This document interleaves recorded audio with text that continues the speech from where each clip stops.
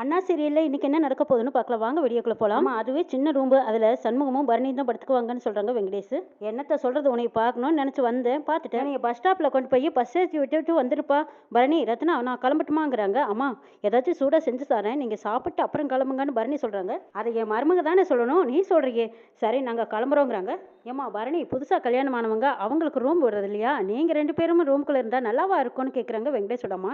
அம்மா அவங்க ரூம் விடுறேன்னு தான் சொன்னா இங்க தூங்குறேன்னு சொன்னேன். அவங்களே ஏன் குறை சொல்றேன்னு கேக்குறாங்க வெங்கடேஷ்.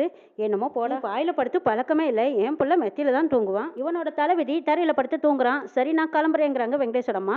நான் அம்மாவை பஸ்க்கு கொண்டு போய் விட்டுட்டு வரேன்ட்டு போறாங்க வெங்கடேஷ். வெளியில வந்ததுக்கு அப்புறமா அம்மா வாங்க பைக்ல கோருங்கிறாங்க. இல்லடா நான் ஆட்டோல போய்க்கிறேன் உங்ககிட்ட கொஞ்சம் தனியா பேசணும் வாடா அப்படி நடந்து போலாம் வான்னு கூட்டிட்டு போறாங்க. நீ என்னடி இவங்க நேரடியா பேசாம குட்டி குட்டி பேசுற மாதிரி தெரியுதுங்கிறாங்க ரத்னா. பெரியவங்க தானே. சரி வெங்கடேஷோட அம்மா வேற. சரி ஏதோ பேசிட்டு போறாங்க விடுடி பெருசு பண்ணாதீங்கிறாங்க. திரும்பி வரட்டும் உங்க வீட்டுக்கே போங்கன்னு அனுப்பி வச்சுட்டு அதுக்கப்புறம் நம்ம பேசிக்கலாங்கிறாங்க. என்னடி நினைச்சிட்டேன் மறுபடியும் திரும்ப ஆரம்பிச்சிட்டியாங்கிறாங்க. அம்மா பேசுறத கேட்கும்போது எனக்கு உடம்பே கூசி பச்சு தெரியுமா? வெங்கடேஷ் வரட்டும் திருப்பி அனுப்பிச்சிடலாங்கிறாங்க. இங்க பாருடி மறுபடியும் என்னோட கோவத்தை கலப்பாத. ஒரு மனுஷனா இருந்தா எப்பவே போயிருப்பாரு. ஆனா வெங்கடேஷ் உனக்காக வந்து கஷ்டப்பட்டுட்டு இருக்காரு. ஏதாவது பேசி அவர் மனசை காயப்படுத்திடாத. கொஞ்சம் அமைதியா இருக்கிட்ட இதை பத்தி நான் பேசுறேன். நீ வாயை முடிக்கிட்டு அமைதியா இருக்கணுங்கிறாங்க. என்னமோ போடி எனக்கு இதெல்லாம் பிடிக்கவே இல்லைன்ட்டு போறாங்க ரத்னா. ஏமா வண்டியில கூட்டிட்டு போய் விடுறேன்னு சொன்னா கேட்க மாட்டேங்கிறேங்கிறாங்க. டே விடுடா ஆட்டோவுக்கா பஞ்சம். அவன் மனசை மாத்தி சீக்கிரமா நம்ம வீட்டுக்கு கூட்டிட்டு வந்துருங்கிறாங்க. பாத்தியலமா அவ எப்படி இருக்கான்னு. ஆமாடா அவ திமிர் கொஞ்சம் கூட குறையவே இல்லை. சரியான அழுத்துக்காரிடா இருந்துட்டு போங்கன்னு ஒரு வார்த்தை சொன்னால பாத்தியாங்கிறாங்க. அம்மா இன்னும் எத்தனை நாளைக்கு இங்க இருக்க வரைக்கும் தானே நம்ம வீட்டுக்கு வந்துட்டோம். அப்புறம் பாரு நம்ம வீட்டுக்கு கூட்டிட்டு வந்ததும் அவளை அடக்கிடுறேன். உங்க முன்னாடி உங்களை கை நீட்டி பேசினால கொட்டத்தை அடக்குறேன் பாருங்கிறாங்க. டே சீக்கிரம்டா இந்த மாசம் போக போதோ அடுத்த மாசமும் நல்ல நாள் இல்லை அதுக்கு அடுத்த மாசம் தான் நல்ல நாள் இருக்கு. அதுக்குள்ளேயே அவளை எப்படியாவது சமாதானம் பண்ணி மனசை மாற்றி வீட்டுக்கு கூட்டிட்டு ரொம்ப முக்கியம். அவள் நம்ம வீட்டுக்கு வந்ததும் சாந்தி முகூர்த்தம் வச்சுக்கணும். பார்த்துக்கோடா அதிகம் பார்த்துக்கோ கவனமாக இருங்கிறாங்க. சரிம்மா பார்த்துக்கலாம் அப்படிங்கிறாங்க வெங்கடேஷ். ஆட்டோ வந்ததும் அவங்க அம்மாவை ஆட்டோவில் வச்சு அனுப்பி வைக்கிறாங்க.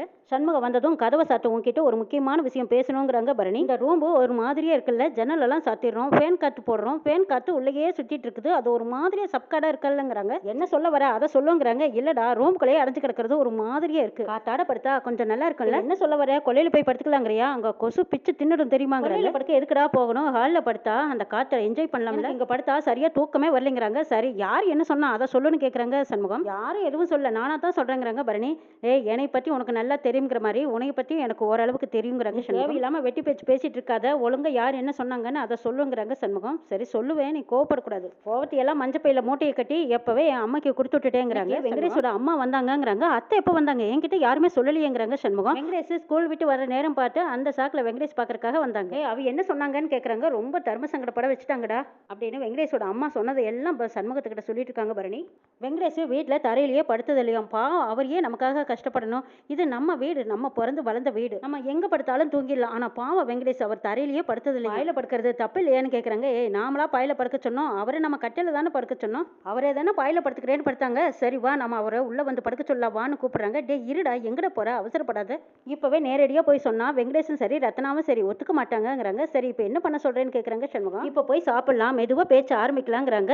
சில நேரம் உங்க அம்மா மாதிரி பேசுறேன் சில நேரம் எங்க அம்மா மாதிரி பேசுற பரணி. எந்த நேரத்தில் எப்படி யோசிக்கிறேன்னு தெரியலைங்கிறாங்க. டே இது என்னோட குடும்பம் இது எப்படி இருக்கணும் எப்படி எல்லாம் யோசிச்சு பேசணும்னு எனக்கு தெரியும்டா. தான் இந்த குடும்பம் சந்தோஷமாகவும் நிம்மதியாகவும் இருக்க முடியும்னு பரணி சொல்றாங்க. முத்துப்பாண்டி உட்காந்துருக்காங்க. அந்த இடத்துக்கு எசைக்கு பால் கொண்டு வந்து கொடுக்குறாங்க. இந்தாங்க மாமா இது ஸ்பெஷல் பால் குடிங்கன்னு கொடுக்குறாங்க. இந்த பக்கமா சவுந்தரபாண்டி கையை நீட்டுறாங்க.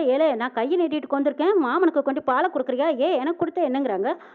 ஏன் நான் கோந்திருக்கிறது உனக்கு தெரியலையாங்கிறாங்க. நல்லா தெரியுது ஏன் தெரியாம போச்சு. என் மாமாவுக்காக ஸ்பெஷலா காய்ச்சி கொண்டு வந்த பால் உங்களுக்கு எதுக்குங்கிறாங்க. எஸ்கே என்ன ஸ்பெஷல் எல்லாம் மாட்டுப்பால் தானேன்னு கேட்குறாங்க சவுந்தரபாண்டி. எஸ்கே பால் மஞ்சள் கலர்ல இருக்குன்னு கேட்குறாங்க முத்துப்பாண்டி. அடா மஞ்சத்தூள் போட்டு நல்லா கொதிக்க வச்ச பால் இது. அது கூட இந்த பாதாம் பருப்பை நல்லா அரைச்சு போட்டு கொதிக்க வச்சு கொண்டு வந்திருக்கேன் மாமா குடிங்க நல்ல டேஸ்டா இருக்கும் நல்லா இருக்குது ரொம்ப தேங்க்ஸுங்கிறாங்க. அதை காலை விழுந்து அவகிட்ட தேங்க்ஸ் சொல்லுங்கிறாங்க சவுந்தரபாண்டி. அதெல்லாம் எனக்கு பிடிக்காது மாமா நோ மென்ஷன் அப்படிங்கிறாங்க. அடலே இங்கிலீஷ் பாட்டை கலப்புறீங்க நீ அப்படிங்கிறாங்க சிவபாலன். சிவபாலா உனக்கும் பால் காய்ச்சி எடுத்துட்டு வரட்டுமாங்கிறாங்க. ஐயே எனக்கு இந்த பாலெல்லாம் பிடிக்காதுங்கிறாங்க சிவபாலன். எஸ்கே நான் பால் வேணும்னு அப்போ பிடிச்சி கேட்டுட்டே இருக்கேங்கிறாங்க. கொண்டு வர மாமாங்கிறாங்க எஸ்கே. எஸ்கே பால் ரொம்ப டேஸ்ட்டாக ஐஸ்கிரீம் சாப்பிட்ட மாதிரி இருக்குன்னு டம்ளரை கொடுக்குறாங்க முத்துப்பாண்டி. தேங்க்யூ மாமா அப்படின்னு சொல்லிட்டு போகிறாங்க. எஸ்கே பயங்கரமாக சூடாக இருக்குதுல்ல யாருக்கோ வயிறு எரியும் போல இருக்குங்கிறாங்க சிவபாலன். யாருக்கோவா எல்லாம் என் சொல்லணும் எம்பட நேரங்கிறாங்க சந்திரபாண்டி. வந்து பால் டம்ளரை கொண்டு வந்து வைக்கிறாங்க. என்னதுன்னு கேட்குறாங்க. பாலுங்கிறாங்க. ஓஹோ அவனுக்கு மசாலா பால் எனக்கு மட்டும் சாதா பாலாங்கிறாங்க. அவன் இளந்தாரி பையன் நீங்கள் வயசானவர் தானே ஏதோ கொடுத்ததை குடிச்சிட்டு ஒரு மூலையில கிடங்குங்கிறாங்க பாக்கியம். முட்டை ஓட்டு அண்ணன் யாரு தெரியுமா, இன்ஸ்பெக்டருங்கிறாங்க. ஆமா, யாருக்கும் தெரியாது பாரு, இதுதான் ஊருக்கே தெரிய மாட்டாங்கிறாங்க சவுந்தரபாண்டி. ஊருக்கே தெரியும், ஆனா நீங்க நல்லா தெரிஞ்சுக்கோங்க, நீங்க அக்யூஸ்டு அண்ணன் இன்ஸ்பெக்டர். உனக்கெல்லாம் சாதா பால் கொடுத்ததுக்கே சந்தோஷப்படணுங்கிறாங்க. அடி அப்படின்னு சொல்லிட்டு டம்ளர் பால் எடுத்து தூக்கி விசிறி எடுக்கிறாங்க சவுந்தரபாண்டி. இப்போ உனக்கு கொடுத்த பாலையும் கொட்டிட்டியா, இனி கிடைக்காது, போய் படுப்போம் அப்படின்ட்டு போறாங்க சிவபாலன்.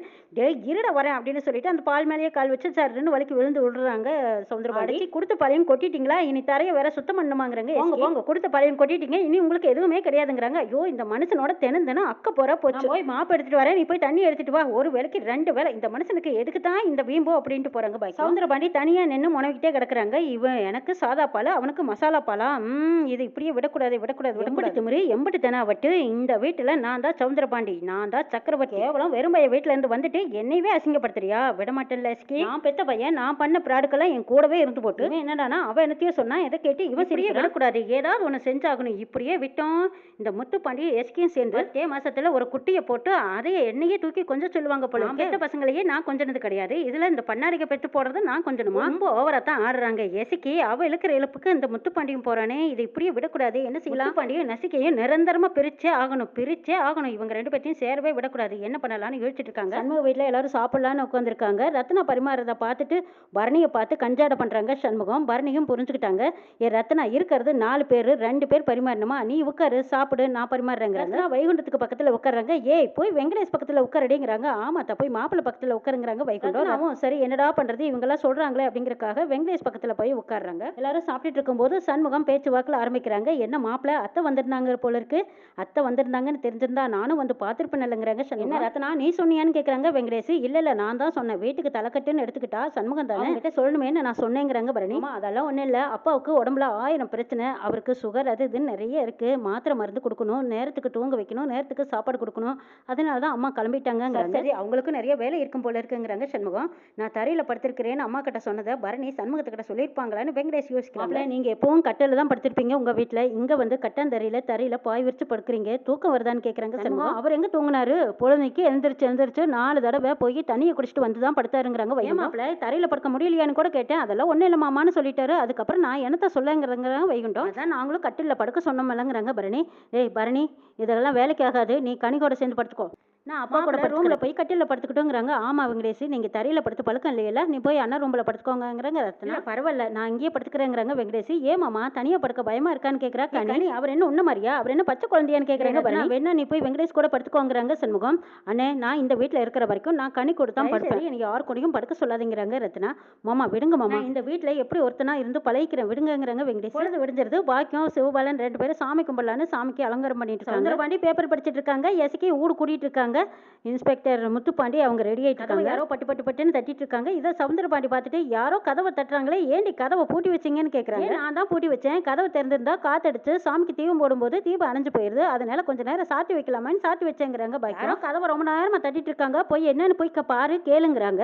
நான் இங்க சாமிக்கு பூ போட்டுட்டு இருக்கிறேன், நீங்க என்ன வெட்டியா முறிச்சிட்டு இருக்கிறீங்க, போங்க கதவை திறங்கலங்க அப்படிங்கிறாங்க. பாக்கியம் ஒரு ஜாஸ்தியா போயிடுச்சு. வெறுமைய தங்கச்சி, ஏன் நீ தான் போய் கதவை திறந்தா என்னவான்னு கேட்குறாங்க. காது என்ன டும்மா, நான் சொல்றதெல்லாம் உனக்கு கேட்கலையா, குட்டி சத்தம் போகுதான்னு பாரு, கொஞ்சமாச்சு நான் சொன்னதுக்கு மட்டும் மரியாதை இருக்கா, வெறும்பைய தங்கச்சி அப்படின்னு திரும்ப கூப்பிடுறாங்க சவுந்தரபாண்டி. இங்க எல்லாம் அப்படி யாரும் கிடையாது, எனக்கெல்லாம் சாமிக்கு முன்னாடி உட்கார வச்சு எனக்கு எசக்கின்னு பேர் வச்சிருக்காங்கன்னு சொல்றாங்க. சூப்பர் கவுண்டர் மாதிரி, முட்டை போட்டுக்கு மூஞ்சி பேன்னு செத்து போச்சு பாருங்கிறாங்க சிவபாலன். சப்போர்ட் பண்ணனுக்கு தேங்க்யூ சிவபாலன்ங்கிறாங்க எசக்கி. எல்லாத்துக்கும் கொழுப்பு கூடி போச்சு, இருங்க போய் யாருன்னு பார்த்துட்டு வரேன்னு நானே வரேன்ட்டு போறாங்க சவுந்தரபாண்டி. அதுக்குள்ளேயே படப்படன்னு கதவை தட்டிக்கிட்டே இருக்காங்க. யாருல இது இந்த தட்டுறீங்க, அந்த காலத்து கதவை உடச்சு போடாதீங்கன்னு சொல்லிட்டு கதவை திறக்கிறாங்க. திறந்து பார்த்ததும் அக்கான்னு அதிர்ச்சியாகி நிக்கிறாங்க.